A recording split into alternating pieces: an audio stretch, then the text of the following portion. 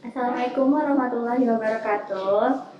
Selamat pagi Healthy, salam sejahtera untuk kita semua. Kita berjumpa lagi di acara talk show Ask the Doctor Jilid 15. Saat ini kita sedang berada di Poliklinik Eksekutif Gedung VIP Rumah Sakit Umum Daerah atau RSUD Cibinong.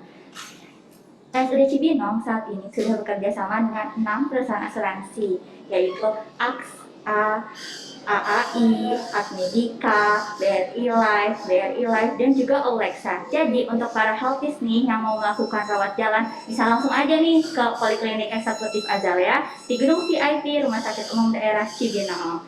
Nah, kali ini kita akan membahas topik bagaimana cara konsumsi obat di bulan puasa bersama saya Laila Afina dan ada di samping saya dari Ibu Nelly Napolina, CCI SSI MKes. Nah, beliau ini adalah Kepala Instalasi Farmasi di Rumah Sakit Umum Daerah Cibinong. Selain itu, beliau sudah menempuh Sarjana 1 di Farmasi Universitas Pancasila, pendidikan apoteker di Universitas Pancasila, dan juga sudah menempuh pendidikan strata 2 di Universitas Muhammadiyah Jakarta dengan jurusan Magister Kesehatan dengan fokus Magister Administrasi Rumah Sakit.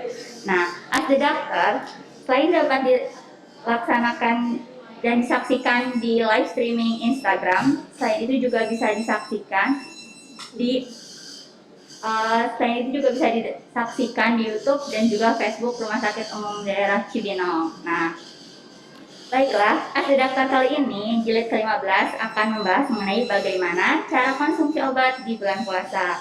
Untuk healthies yang ingin bertanya, langsung aja bisa tinggalkan di kolom komentar. Baik, kita langsung saja untuk pembahasan materi kali ini kepada Ibu Apoteker, Ibu Nelly Napolina, CCISSIMKes, dipersilahkan. Ya, Assalamualaikum warahmatullahi wabarakatuh. Pagi Mbak Laila, pagi para healthies.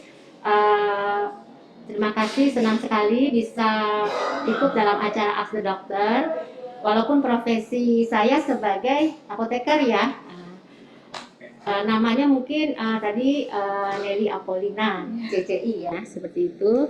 Nah, para healthies memang di saat bulan puasa ini mungkin tepat kiranya untuk menyajikan tema tentang bagaimana cara mengkonsumsi obat di bulan puasa.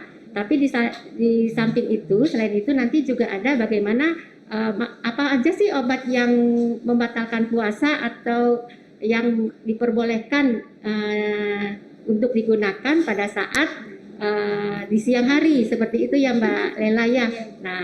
Nah mungkin jadi pada saat berbulan puasa ini yang perlu para healthies ketahui adalah itu ada perubahan jadwal waktu dalam meminum obat yang tadinya siang hari itu akan berubah menjadi malam hari jika memang jadwalnya itu diharuskan misalnya 3 kali sehari seperti itu ya Mbak Lela ya. Nah mungkin untuk awalnya seperti itu. Jadi Bu, mau langsung aja Bu bertanya, bagaimana Bu cara merubah jadwal minum obat seperti yang Ibu sampaikan? Ya, tadi kan jadwal minum obat tadi kan perubahan dari siang itu ke malam bisa terjadi seperti itu ya. Nah untuk Mbak Lela sendiri pernah berobat ke dokter sakit? Pernah pasti ya. Pasti. Nanti akan dikasih itu yang namanya obat oleh apoteker ya, menembus obat di apotik. Nah dapatlah yang namanya obat. Nah ini Mbak Lela saya kasih contoh nih Mbak Lela. Ini ada obat dan Mbak Lela misalnya dapat obat ini ya, obat-obat yang diberikan oleh pada saat menembus obat di apotik ya. Di situ tolong Mbak Lela bacakan itu ada aturan pakainya di situ. Iya betul Bu. Yang satu aturan pakainya berapa Mbak Lela? Ada yang 1x1, 2x1, ada yang 3x1 ya Bu ya. Ya, Mbak Lela, punten ada nggak pengalaman di farmasi atau di apotik bagaimana para yang farmasi itu menjelaskan aturan pakai seperti ini? Sepertinya hanya disuruh membaca saja Bu, di situ kan sudah tertera. Jadi kadang ada yang menjelaskan, ada yang tidak juga Bu. Kalau Seperti yang itu. menjelaskan seperti apa ya Mbak Lela? Hanya dijelaskan seperti ini sih Bu. Mbak, ini obatnya diminum 3 kali sehari ya, setelah makan atau sebelum makan, seperti itu aja sih Bu. Ya, oke. Berarti kalau maaf, jadi para healthies di sini ada tertulis 1 kali sehari 1 tablet ya, 1 kali sehari 1 tablet.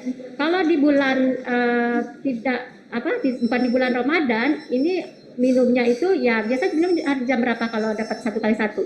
Bukan bulan puasa. Pagi-pagi Jam? 8, jam 8. Jam 8 ya. Iya. Kalau setelah makan berarti setelah makan jam Iya. 8. Nah, kalau yang 2 kali 1 Siang pas istirahat dan sebelum tidur malam. jadi siang jam enggak, ini 12. kan 2 kali 1 nih. Iya. Tadi ini 1 kali 1. Iya. Ya kalau misalnya 2 kali 1 Siang jam 12 saat istirahat dan sebelum tidur jam 9 malam. jam 9 malam. Iya. Jam 12 sama jam 9 malam. Iya. Nah, seperti itu. Nah, kalau 3 kali 1 Biasanya pas lagi makan sarapan jam 8, jam 12 pas makan siang, dan jam 9 malam saat sebelum tidur. jadi jam 12 siang ke jam 9 malam jauh Iya. sekali ya. Iya. Jadi itulah para healthy sebaiknya juga saat farmasi itu menyerahkan obat itu sebaiknya diberikan edukasi atau aturan pakai yang lengkap ya, karena itu tadi mungkin ya para healthies tahunya kalau 3 kali sehari yaitu pagi, siang, malam atau pagi, siang, sore ya, padahal sebenarnya ada aturan pakai yang sudah memang bisa para healthies lihat dari kalau misalnya aturan pakainya 1 kali sehari, dalam 1 hari itu ada 24 jam ya. Jadi kalau misalnya 1 kali sehari itu berarti ya kalau setelah makan ya berarti jam 7 misalnya seperti itu ya, makanya setelah makan minum obat jam 7. Tapi kalau misalnya 2 kali 1 itu berarti kan kalau 24 dibagi 2 berarti tiap 12 jam. tiap 12 jam. Jadi kalau misalnya healthies makan itu jam 6 berarti di kedua kalinya makannya jam 6 sore, 6 pagi ke 6 sore. Nah, untuk perubahan jadwal waktu untuk aturan pakai yang 1 kali 1 dan 2 kali 1 ini pada saat pada saat berpuasa itu memang tidak terlalu bermasalah, karena kalau misalnya 1 kali 1 berarti diminumnya itu pada saat sebelum imsak ya. Kalau 2 kali 1 berarti bisa diminumnya sebelum imsak dan saat berbuka seperti itu 2 kali 1. Tapi bagaimana kalau yang tiga kali sehari atau 4 kali sehari? Yang biasanya diminumnya berarti kalau 3 kali sehari berarti seharusnya pembagiannya durasinya itu 24 dibagi 3 berarti tiap 8 jam ya healthies ya. Jadi kalau 24 bagi 3 berarti tiap 8 jam. Kalau 4 kali sehari Berarti 24 dibagi 4 berarti tiap 6 jam. Nah, seperti itu ya para healthies untuk diketahui. Nah, jadi bagaimana kalau misalnya ternyata dikasih obat itu 3 kali sehari, betul ya, gitu seperti itu. Yaitu nanti kita atur dengan mungkin jadi pada saat pada saat healthies menerima obat ya dengan aturan pakai 3 kali sehari atau 4 kali sehari, sebaiknya untuk alternatif yang pertama adalah hubungi dokter yang merawat para healthies. Ada enggak kemungkinan bisa menggantikan obat tersebut ya, obat tersebut menjadi bentuk yang sediaannya lepas lambat sehingga frekuensi pemakaiannya bisa dikurangi. Sebagai contoh ya obat yang biasa dikonsumsi oleh penderita gula yaitu misalnya metformin, contoh di sini ya. Metformin itu ada diminumnya itu ada 3 kali sehari 1 tablet, ada kadang-kadang 2 kali sehari 1 tablet, tergantung dari yang diresepkan oleh dokter dan tergantung dari berat ringannya dari penyakit gula tersebut. Mungkin para healthies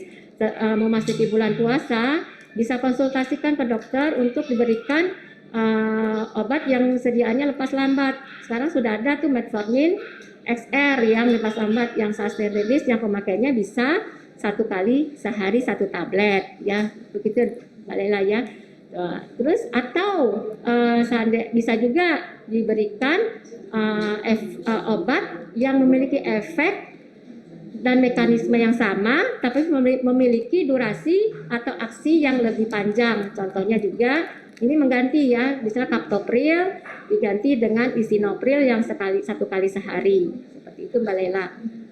Baiklah Bu, to healthy ya, berarti selama ini yang pengalaman saya itu tadi salah dari waktu minum obat. Terus ternyata kita juga baru tahu nih, kalau misalnya mau masuk bulan puasa, kita disarankan untuk ke dokter lagi untuk tanya apakah bisa obat kita ini yang sebelumnya diganti dengan obat yang lain gitu, healthy.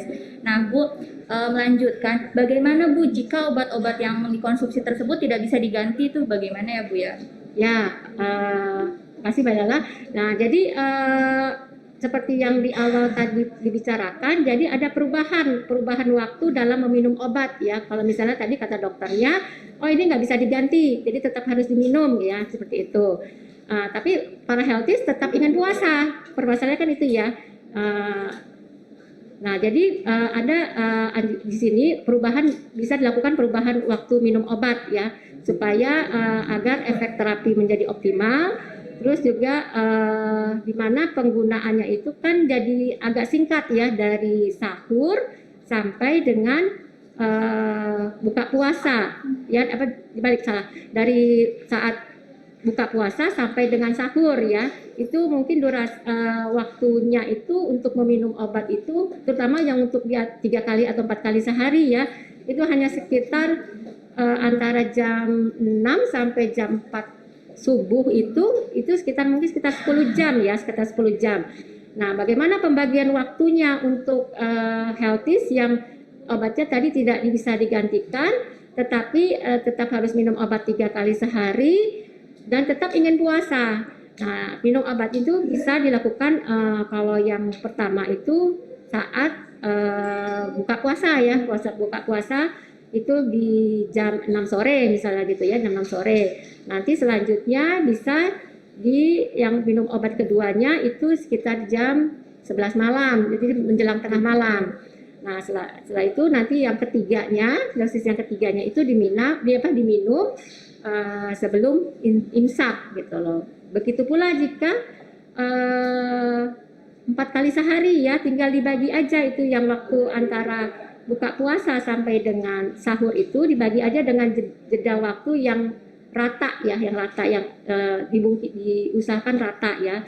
Jadi bisa jam 18, kemudian keduanya jam 22, setelah itu jam 1 pagi dan jam 4 pagi. Tapi bayangin para healthies, jika memang memaksakan ingin meminum obat itu malam, itu kayaknya kalau memang pasti banyak yang terlupa atau tidak terbangun atau segala macam ya. Tapi kalau memang penyakitnya itu memang berat, sebaiknya memang tergantung dari para healthies, itu bisa diganti atau dikodok di luar bulan Ramadan. Seperti itu ya Mbak Lela. Lalu lanjut Bu, bagaimana mengkonsumsi obat sebelum dan sesudah makan, itu kira-kira bagaimana ya Bu ya? Ya, jadi dalam aturan pakai meminum obat itu memang ada tertulis sebelum makan atau sesudah makan ya. Kalau misalnya di luar bulan puasa itu bisa diatur ya. Tapi kalau di saat bulan puasa maghrib aja terasa tuh udah lapar banget ya, udah lapar gitu ya. Jadi memang sebaiknya kalau dia sebelum makan, yang permasalahannya sebelum makan. Sebelum makan itu dalam keadaan perut kosong ya, perut kosong. Jadi kalau sebelum makan itu ya berarti setelah minum air putih kita membatalkan puasa, ya langsung minum obat, setelah itu mungkin dilanjutkan dulu dengan sholat maghrib, ya setelah itu baru makan. Tapi kalau misalnya, jadi memang disarankan jaraknya itu 30 menit ya sebelum melakukan makan besar. Nah, kalau yang sesudah makan ya tentu saja dimakannya itu 5 atau 10 menit setelah makan. Begitu juga pada saat sahur, pada saat sahur. Tapi bagaimana dengan tengah malam nih? Kalau tengah malam kan rata-rata tidak mungkin makan besar ya. Tapi diharuskan misalnya diisi setelah makan. Kalau sebelum makan mungkin langsung minum gitu ya. Tapi kalau setelah makan gimana? Tetap para healthies harus mengisi perut dulu, misalnya dengan roti atau dengan nasi sedikit, baru setelah itu minum obatnya. Gitu. Jadi meskipun jam 11 malam kita harus ada asupan dulu nih healthy ya sebelum makan obat yang dianjurkannya itu setelah makan. Lanjut Bu, apakah ini Bu mungkin yang banyak jadi pertanyaan, semua obat itu membatalkan puasa atau tidak ya Bu ya? Ya, terima kasih atas pertanyaannya.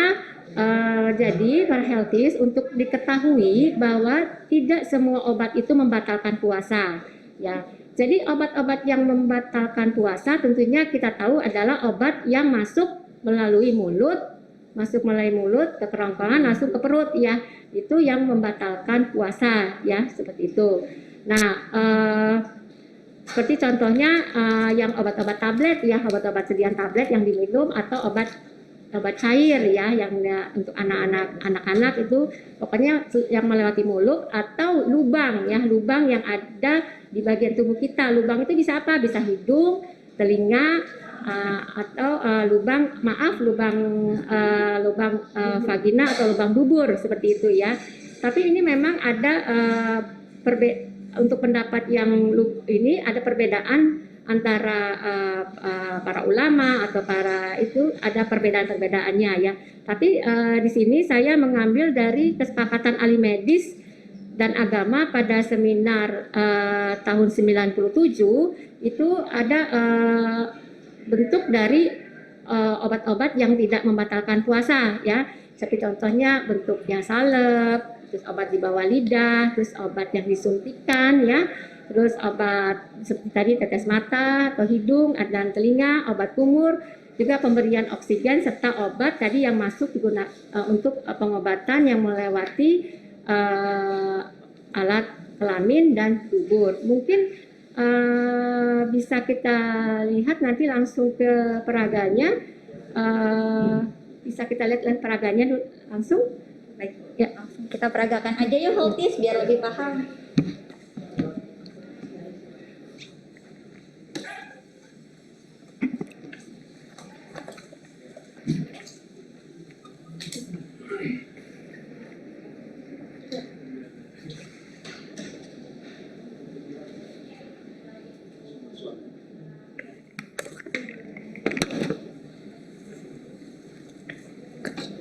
Nah, healthies, seperti yang tadi saya bicarakan di awal, itu obat-obat yang membatalkan puasa tadi yang berbentuk tablet ya, yang diminum lewat mulut ya, masuk lewat mulut, tablet. Nah, atau juga sirup, ini yang biasa sirup yang biasa diminum oleh yang tidak bisa menelan tablet, seperti itu ya, Pak Healthies. Nah, selain itu kalau untuk obat-obat yang obat ini obat tetes hidung memang, atau tetes hidung, tetes telinga, atau tetes mata, ada beberapa pendapat, tapi yang berdasarkan pendapat tadi yang dari kesepakatan yang di tahun 97 itu, untuk tetes hidung, tetes mata ataupun tetes telinga itu tidak membatalkan puasa ya. Nah, seperti itu para healthies. Juga termasuk di sini adalah obat kumur ya, obat kumur asal tidak ketelan ya. Obat kumur ini asal tidak ketelan. Nah, juga kalau obat KB ini pasti membatalkan puasa ya para healthies. Untuk ini yang bentuk obat, mungkin kalau para healthies para healthies belum tahu bentuk yang dimasukkan ke alat kelamin atau ke dubur, itu bentuknya seperti torpedo seperti ini. Nah, itu tidak membatalkan puasa. Juga yang obat-obat yang dioleskan di kulit ya, dioleskan di kulit karena ini pemakaiannya topikal, itu tidak membatalkan puasa, termasuk seperti koyo, plester, itu tidak membatalkan puasa. Nah, untuk obat-obat injeksi ini juga banyak perbedaan-perbedaan yang berbeda terdapat perbedaan-perbedaan ya, karena ada yang memperbolehkan, ada yang bilang batal, ada yang bilang tidak batal ya. Tapi di sini semua sediaan injeksi, sebuah sediaan injeksi, semua sediaan injeksi ya yang dimasukkan ke injeksi ya, injeksi itu yang dimasukkan lewat kulit atau lewat pembuluh darah, yaitu itu tidak membatalkan puasa. Mungkin Mbak Laila pernah dirawat? Pernah. Yang tahu nggak Mbak Laila obatnya dimasukkan lewat mana? Lewat infus, selang infus. Nah itu namanya apa? Lewat apa? Saya kurang tahu juga. Ya. Jadi itu namanya lewat pembuluh darah atau lewat intravena ya. Mungkin bisa diperagakan di sini. Coba. Jadi kalau memang yang belum pernah dirawat, bisa dilihat di sini kalau pada saat kita sakit dirawat di rumah sakit itu akan dipasangkan alat ya, akan dipasangkan alat di kita seperti kita pasang ya, tapi ini sebenarnya nggak dipasangkan ya, akan dipasangkan alat seperti ini, akan dipasangkan alat.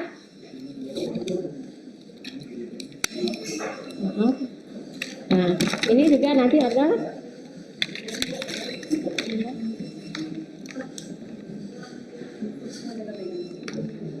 seperti itu. Ya, nanti akan dipasangkan alat seperti ini ya. Kalau Healthies diharuskan untuk dirawat di rumah sakit.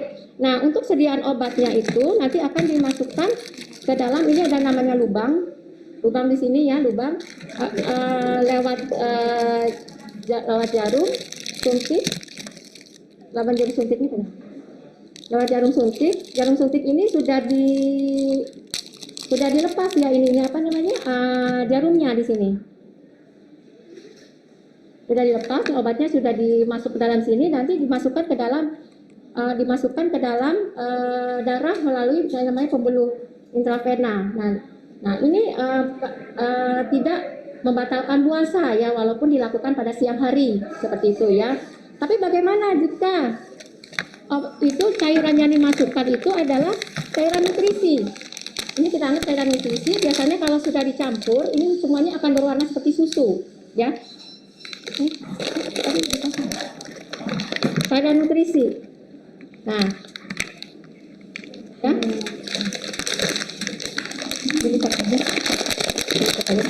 Nah, cairan nutrisi ini akan dipasangkan ya, dipasangkan sini ya. Itu akan dipasangkan juga dimasukkan ke dalam pembuluh darah lewat intravena. Ini banyak ada pendapat yang berbeda, ada yang menyatakan itu batal, ada karena walaupun cairan nutrisi ini tidak masuk lewat mulut, tapi memberikan efek kesegaran atau energi bagi pasien ya. Tapi dari pendapat yang Ikatan Apoteker Indonesia sendiri itu dan pendapat daripada yang di Maroko tadi tahun 97, kalau ini adalah membatalkan. Itu termasuk salah satu yang membatalkan, tapi ada pendapat yang menyatakan bahwa ini juga tidak batal ya. Nah, para Healthies mungkin itu tergantung dari keyakinan di para Healthies sendiri ya. Untuk masalah ini, jika memang tidak yakin, sebaiknya Healthies tadi menggantikan ke sebelum setelah Ramadan berlalu untuk menggantikan puasanya seperti itu. Nah, bagaimana jadi setelah ini dengan misalnya obat gula ya, suntikan obat gula seperti itu. Nah, suntikan obat gula ini tetap ya tidak melewati mulut ya, karena disuntikannya itu kita lihat di area yang hijau ini, perut, paha atau sini ya, masuknya ke dalam intramuskuler atau ke arah ke dalam jaringan otot ya, seperti ini. Nah, itu tidak membatalkan puasa ya. Begitu para Healthy untuk lebih jelasnya. Terima kasih Apoteker Kasih ya untuk peragaannya.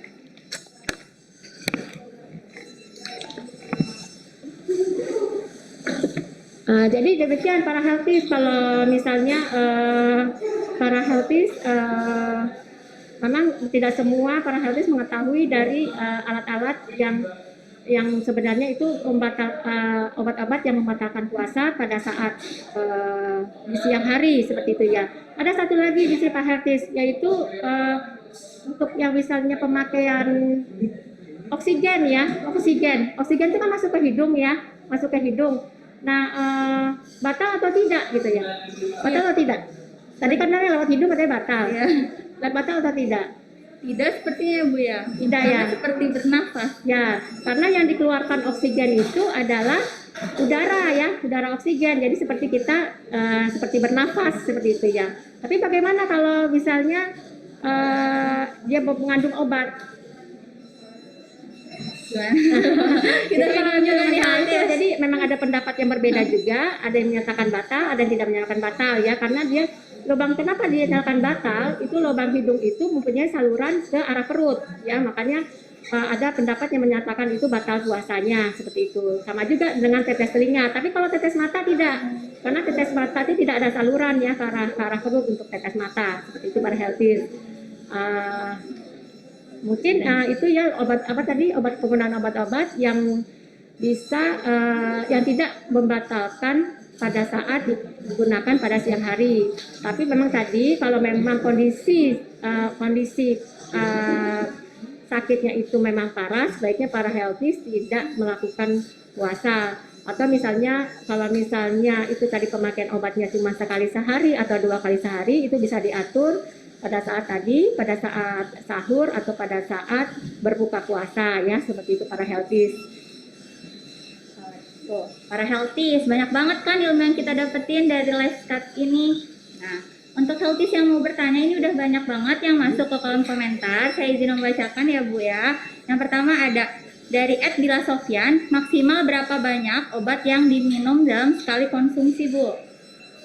Ya, untuk Bila Sofyan ya, bagus ya pertanyaannya, maksimal berapa banyak obat yang dikonsumsi dalam satu kali minum. Itu tadi tergantung dari beratnya penyakit yang didiagnosa oleh dokter ya. Tapi memang tadi kita kan ada ketentuan 24 jam ya, sebaiknya itu tidak melebihi 5 kali sehari. Seperti itu para healthies. Lanjut ke pertanyaan berikutnya Bu, bagaimana mengatasi efek samping mengantuk nih Bu setelah minum obat? Wah ini healthy banyak banget nih, apalagi lagi puasa ya, ngantuk-ngantuk terus ditambah minum obat, gimana nih Bu caranya? Ya, nah para healthies mungkin mengetahui informasi bahwa obat itu mengantuk atau tidak, itu sebenarnya berarti kan dari penjelasan yang diberikan oleh apoteker atau tenaga teknis kefarmasian ya di apotek, atau memang sudah yang rajin baca di dalam aturan pakainya bisa menyebabkan kantuk seperti itu. Nah para healthies kalau para healthies memang misalnya pada saat kita bekerja nih, minum ini obat ngantuk gitu ya, seperti itu. Nah sebenarnya ada obat yang ngantuk itu biasanya obat flu ya, obat flu yang banyak mengandung obat yang bisa membuat kita ngantuk gitu ya. Nah para healthy bisa konsultasikan itu ke apoteker di apotek ya, atau di rumah sakit, karena memang ada obat flu yang tidak menyebabkan kantuk. Nah ya, tidak ada obat flu yang tidak menyebabkan kantuk. Nah, seperti itu para healthy, supaya kalau sebenarnya mengantuk itu sangat mengganggu pada saat bekerja seperti ya. Itu Laila. Oh, jadi healthy juga harus tahu ya, ada obat yang bisa bikin ngantuk dan ada yang tidak bikin ngantuk. Jadi kalau healthy rasa nih ngantuk bisa menyebabkan gangguan pada aktivitas healthy minta obat yang tidak menyebabkan ngantuk. Oke lanjut ya Bu ke pertanyaan berikutnya dari @yanti_aneke 72. Hai Bu Nelly dan Mbak Laila yang cantik-cantik, Masya Allah nih. Terima kasih Mbak Yanti. Kalau jadi pasien, ada nggak pengecualian tidak usah puasa karena harus konsumsi obat-obatan sepanjang hari? Ya, Mbak Yanti, kalau kita sakit itu memang tidak diwajibkan untuk puasa ya, itu tapi tidak diwajibkan untuk puasa. Yang permasalahannya adalah sakit tapi tetap ingin puasa. Ya, tapi misalnya kalau sakit itu boleh tidak puasa, tapi digantikan, dikodok di waktu berikutnya, itu Mbak Yanti ya. Nah, permasalahannya itu kalau misalnya kita sakit, kita tetap ingin puasa. Nah, itu tadi harus diatur jadwal pemberian jamnya seperti itu, Mbak Yanti. Baik, lanjut ya Bu. Kang Miftah 99 nih Bu. Bagaimana cara mengetahui tanda-tanda obat yang sudah kadaluarsa? Dan apakah obat batuk anak yang sudah sebulan digunakan dengan penyimpanan suhu yang terjaga bisa digunakan kembali? Wah, itu gimana Bu kira-kira ya? Ya, Pak Miftah, terima kasih atas pertanyaannya. Tapi mungkin sepertinya walaupun ini berbeda dengan topik ya, tapi nanti bisa ke depannya nanti bisa untuk acara selanjutnya mungkin bisa masuk lagi ke acara selanjutnya tentang bagaimana sih mengetahui expired date. Selain expired date mungkin para healthies mengerti juga ada yang namanya beyond use date, yaitu pada saat itu dibuka berapa lama itu bisa dipakai. Seperti itu ya. Nah, tapi untuk mengetahui obat-obat yang sudah expired tentu saja akan tertera ada tertera di label itu, di label obat ya, di label obat ini akan tertera di label obat itu expirednya itu kapan ya. Tapi kalau penyimpanannya itu tidak bagus itu bisa saja sebelum expired dia juga sudah rusak ya. Kalau tentu saja dengan terlihat misalnya kalau tablet terbungkus seperti ini pas dibuka jika terjadi perubahan warna seperti itu sebaiknya jangan diminum walaupun expirednya masih jauh. Atau pada sirup ya, sirup ternyata terjadi expirednya masih jauh tapi dia sudah terjadi penggumpalan atau pecah seperti itu. Nah, sebaiknya itu menandakan obat sudah rusak ya. Seperti itu ya. Oke, gitu tuh healthy ya. Nah, berikutnya ada dari direct message Bu yang masuk nih. Kenapa setiap minum obat atau vitamin urinnya berwarna lain? Itu kira-kira gimana ya Bu? Ya, memang ya para healthies itu biasanya vitamin-vitamin kita setelah minum vitamin, saya juga ngalami sendiri ya. Kalau minum vitamin itu atau multivitamin itu urin tuh pasti nanti akan berwarna kuning ya seperti itu ya. Nah, para healthies untuk diketahui dalam tubuh kita tuh ada namanya ginjal ya. Ginjal itu fungsinya itu untuk melakukan dia fungsinya itu menyaring zat-zat yang mana yang diperlukan, mana yang tidak diperlukan. Kalau yang diperlukan dia akan masuk ke dalam tubuh ya zat-zat tersebut. Tapi kalau misalnya tidak diperlukan itu akan dibuang melalui pembuangan yang dihasilkan oleh ginjal tadi yang namanya urin tadi ya. Kalau untuk orang sehat ya, untuk orang sehat itu biasanya urinnya berwarna pucat ya, tidak berwarna kuning, tidak berbau seperti itu ya kalau untuk orang yang sehat. Tapi bagaimana kalau seperti itu ya, kalau misalnya ada berbau, sebaiknya langsung ke dokter. Tapi kalau misalnya kita sehat, tapi urinnya berwarna kuning, jangan takut, jangan panik, karena itu adalah hasil dari salah satu komponen dari vitamin yang kita minum itu, yaitu vitamin C itu, dia memang serbuknya itu berwarna kuning dan sifatnya itu larut dalam air, ya larut dalam air. Otomatis jika jadi tidak terlalu dibutuhkan oleh tubuh, misalnya cukup nih kita minum misalnya 500, ternyata yang dibutuhkan oleh tubuh kurang dari 500 ya. Nah itu sisanya itu akan dibuang melalui urin oleh tubuh kita sendiri. Prosesnya seperti itu Mbak Yala. Wah, itu tuh healthy. Jadi kenapa sih urinnya berubah warnanya? Ternyata nggak perlu takut. Tapi kalau misalnya berwarna dan kita sehat dan itu berbau, perlu dikonsultasikan lagi ke dokter, betul ya? Ada lagi nih Bu pertanyaan selanjutnya dari @g_cahya. Kalau suntik vitamin C batal puasanya enggak ya Bu? Ya, para healthies tadi yang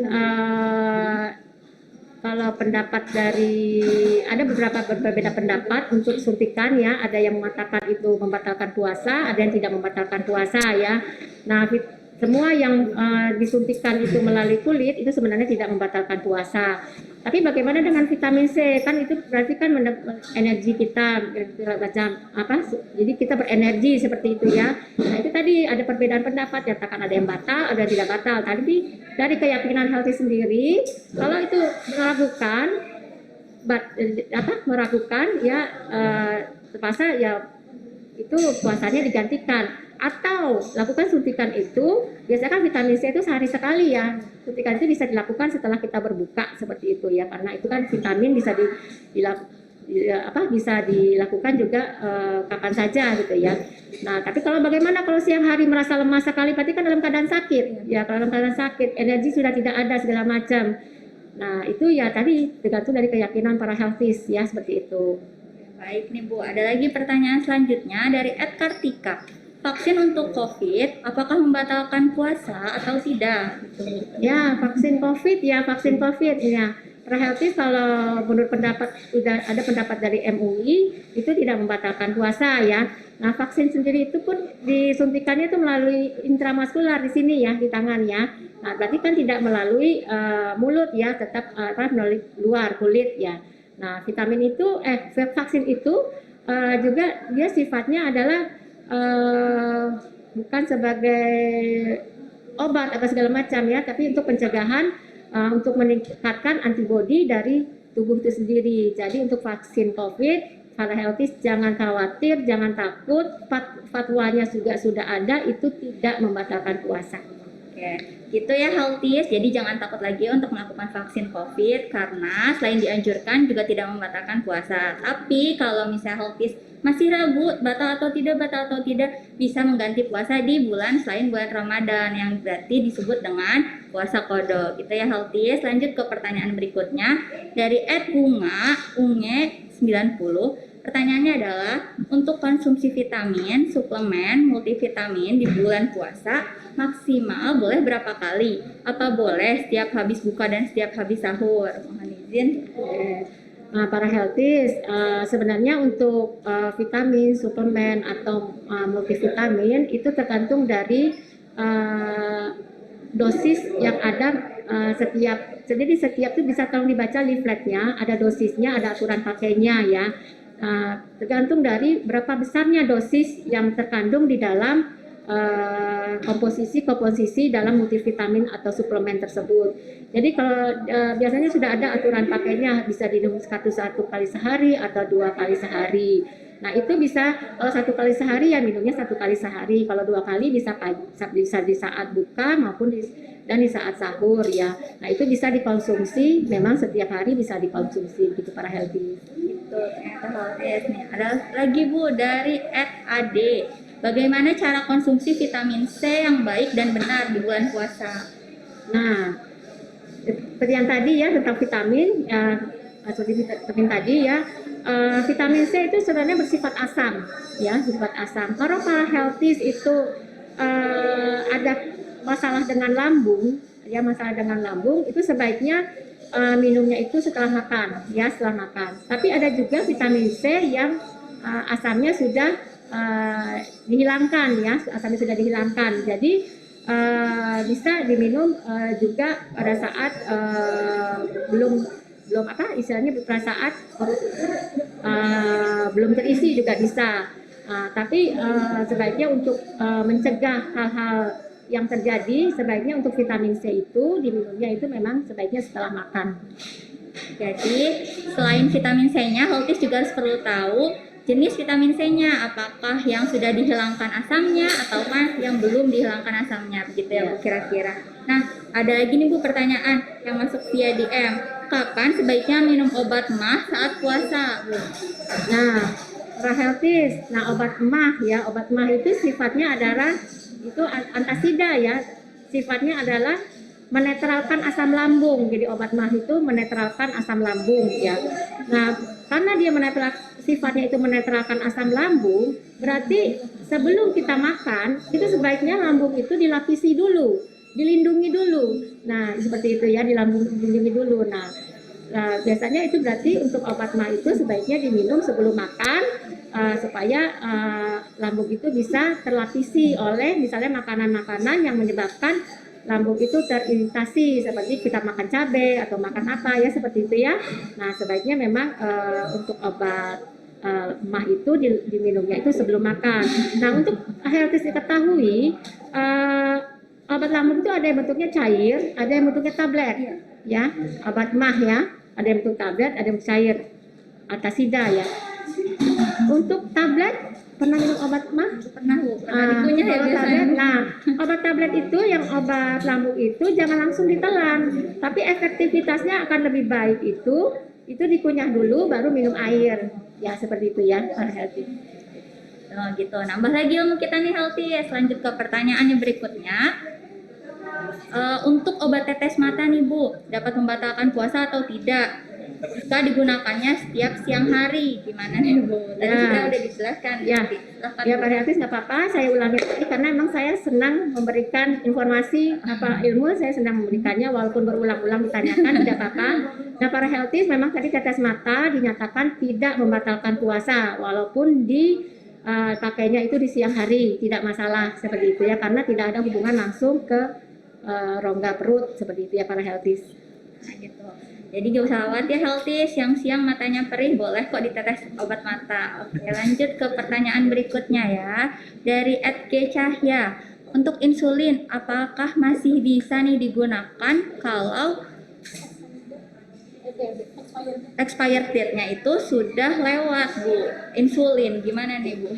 Ya, para healthies yang namanya obat sudah expire itu sebaiknya jangan digunakan karena kita tidak tahu ya, biasanya obat expire itu terjadi perubahan-perubahan secara kimia di dalam obat tersebut ya. Memang anjurannya seharusnya tidak digunakan lagi, ganti dengan yang baru seperti itu Pak Healthies.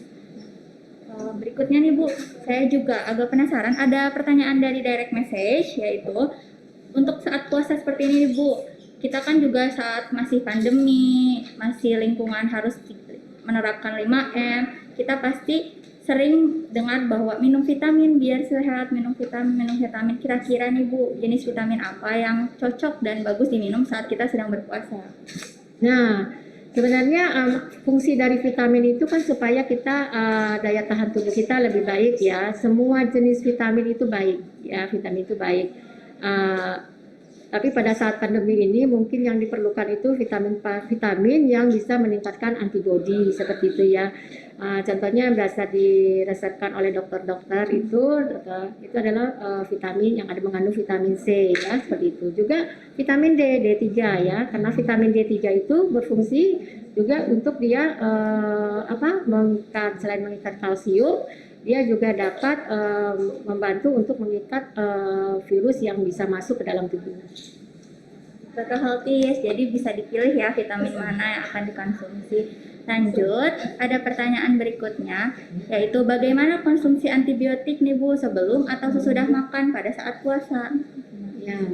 Nah, para healthies untuk antibiotik memang aturan pakainya itu sudah juga tertera di dalam etiket obat ya, setiap menembus obat ya. Nah, para healthies antibiotik itu biasanya itu diminumnya itu adalah setelah makan ya, karena antibiotik itu sifatnya karena zat-zat kimianya banyak terkandung di dalamnya itu bersifat juga asam ya, baiknya tidak diminum setelah makan. Nah, ini ada lagi pertanyaan Bu dari Handy.smile. Apakah ada dampak lain ketika saya mengkonsumsi obat lain? Mungkin ini terkait dengan obat pengganti kali ya Bu ya. Ada dampak lain saat obat itu digantikan. Nah, para healthies di awal dalam hal menggantikan obat tadi dianjurkan untuk berkonsultasi dengan dokter yang memang merawat para healthies ya. Nah, biasanya itu akan digantikan dengan yang mempunyai efek dan manfaat yang sama. Nah, jangan para healthies mengganti sendiri tanpa berkonsultasi dengan dokter atau apoteker ya. Seperti kalau ragu bisa ditanyakan lagi ke apoteker ya. Jadi jangan healthies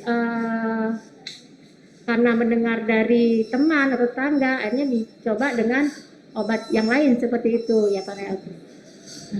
Ada lagi nih Bu pertanyaan, berapa lama expired date obat setelah kita buka dari kemasannya? Kira-kira begitu. Ya Pak Healthies, kalau expired date itu memang sudah tertera ya di label setiap obat expired date. Tetapi saya ulangi lagi ya, ada kalanya itu tablet atau sediaan sirup atau cairan itu rusak setelah dibuka, bisa dalam kondisi misalnya terpapar cahaya seperti itu atau salah penyimpanan, itu akan rusak dia sebelum expired. Jadi para healthies sekali lagi sewaktu meminum obat ya, apalagi obat yang disimpan di rumah, tetap tolong dicek expirednya itu kapan, yang pertama. Yang kedua, tetap lihat fisik dari obat tersebut ya, fisiknya apakah sudah ada perubahan warna atau perubahan rasa seperti itu. Nah, sebaiknya jangan diminum. Ada lagi nih Bu pertanyaannya. Tips and trick untuk memberi obat untuk balita gimana nih Bu? Bayi atau balita kan juga sudah disuruh minum obat, tapi biasanya susah, itu kira-kira bagaimana ya Bu? Wah,